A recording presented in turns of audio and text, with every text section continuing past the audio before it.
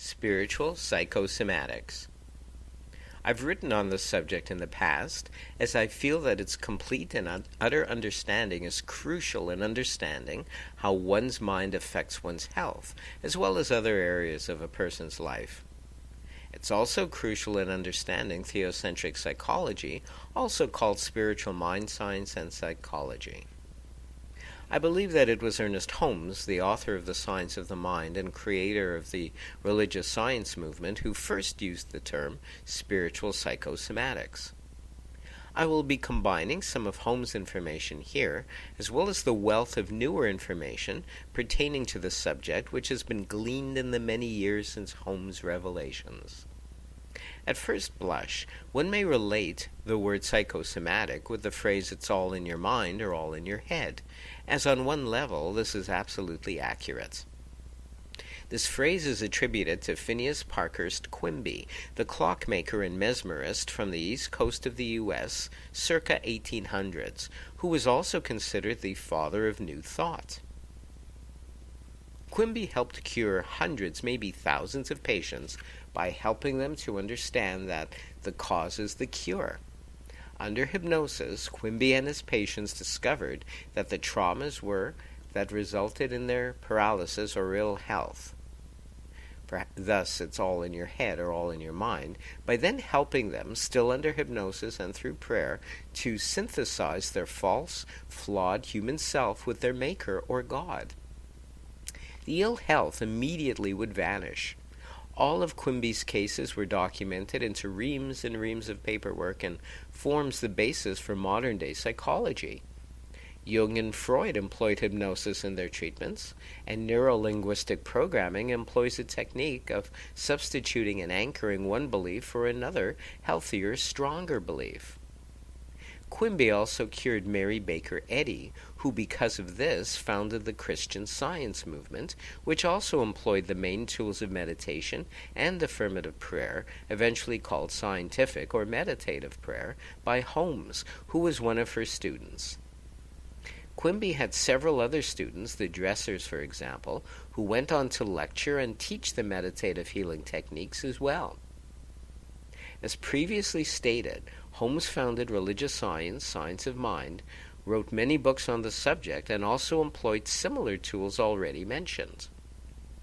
At the root of all of this was the principle, it's all in your head or all in your mind, the origins of all illnesses, and subsequently, in commercial psychology, the term psychosomatics was applied to this, but with negative connotations, as if the patient was imagining ill health or was a hypochondriac. This is why, like Holmes, I prefer the more accurate term spiritual psychosomatics, as it sounds less judgmental and more accurate in its workings and methodologies.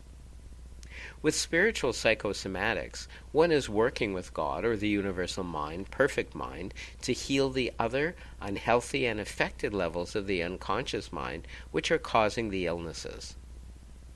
With theocentric psychology, or spiritual mind science and psychology, one acknowledges these levels of the mind and their relevance: the conscious or surface mind, the personal subconscious or memory bank, where memories and traumas are stored, the psychic energy level, where unidentified feelings possibly relating to karma or spirits carried from lifetime to lifetime are stored, the collective unconscious, a term from Carl Jung, relating to the symbology we are naturally born into as a society, such as crosses, angels, and demons, the soul level, closest to the center of the mind and the second most highly evolved level, and finally the perfect mind, God center, self-explanatory.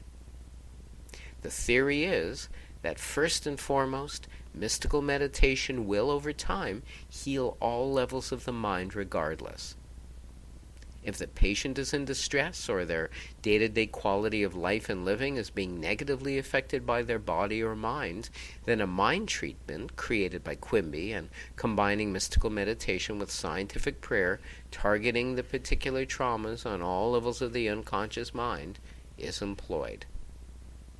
As a clinical hypnotherapist and a doctor of theocentric psychology, I have found that the spiritual mind treatments or prayer treatments almost immediately result in healing of the patient on all levels of their mind, as opposed to years and years of commercial psychotherapy and clinical hypnotherapy.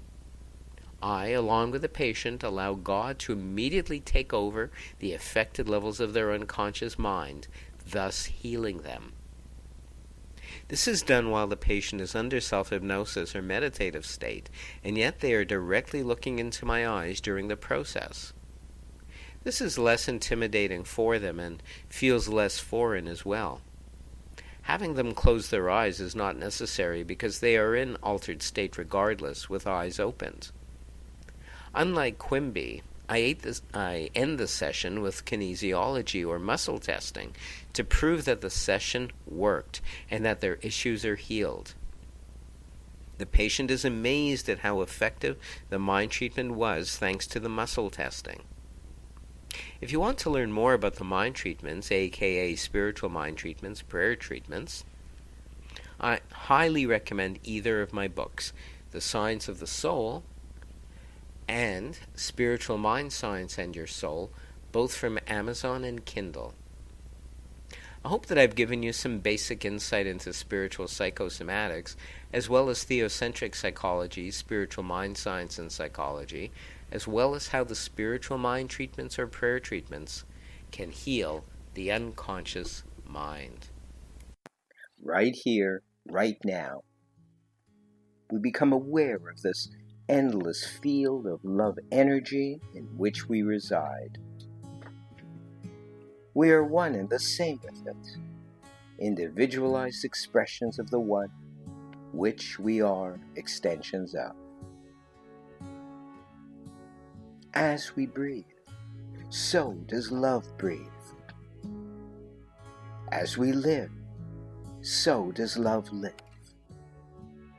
As we laugh, create, contribute, multiply, so too does love laugh, create, contribute, and multiply. Because love is omnipresent, omnipotent, omniscient, and is always expanding, so too are we expanding. For love needs us to expand and to create, to express, and to be all that it can be. We affirm and we declare right here and right now in this energy of love that we are already all that is great. We all are already all that is eternal and good, because that is what we are allowing to be born through us as us. We are already perfection, continually blossoming through us as us, and it feels good. It feels great. As above, so below. We give thanks for this word, knowing that it is law and is already so in the mind of the universe. We release the word in gratitude and appreciation, letting it be so now and unto forevermore.